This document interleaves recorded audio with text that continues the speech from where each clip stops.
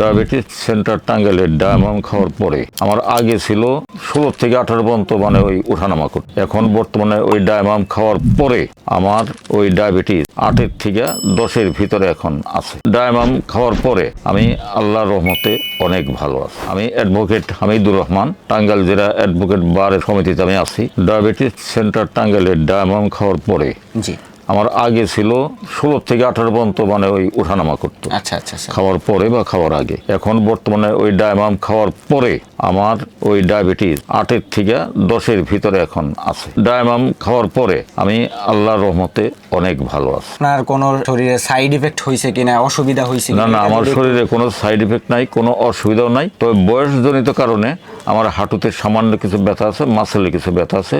ডাক্তারকে দেখাইছিলাম, ডাক্তার বলল যে এটা এই বয়সে হতেই পারে এবং আমাকে এখন যে ভিটামিন বি একটা আছে, ট্যাবলেট আছে, ওইটা খাওয়ার জন্য পরামর্শ দিচ্ছে। আমি সেটাই খাইতেছি ওই ব্যথার জন্য, অন্য কোনো কিছু।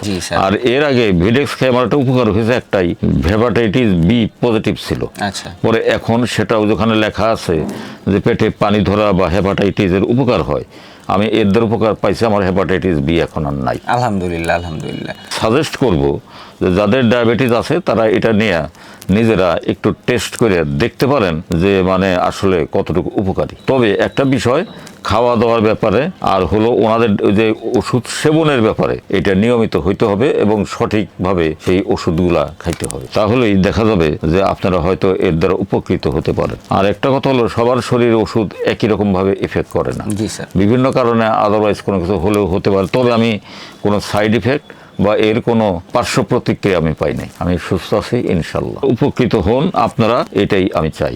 আজকে প্রায় 20 বছর যাবৎ ডায়াবেটিস রোগী। এর মধ্যে আমার চোখেরও প্রবলেম হয়েছে।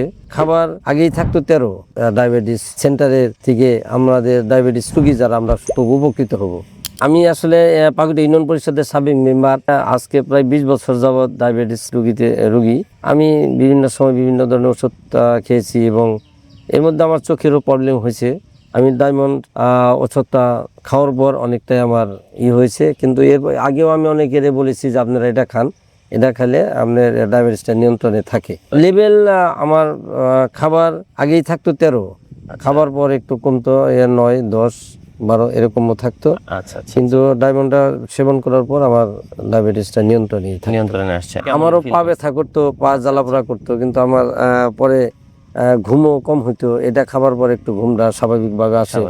কোথা থেকে আমি প্রথমে পেয়েছি হলো আমাদের একটা ডিসপেন্সারি, ওই আমাকে সন্ধানটা দিছিল। পরে আমি টাঙ্গাইল যেয়ে এটার করছি। আমি কিন্তু অনেকের সাথে আমার ডায়াবেটিসের সকালবেলা হাঁটতে যেয়ে দেখা হয়। আমি অনেকেরই বলছি যে জিনিসটা খেয়ে দেখেন কেমন হয়।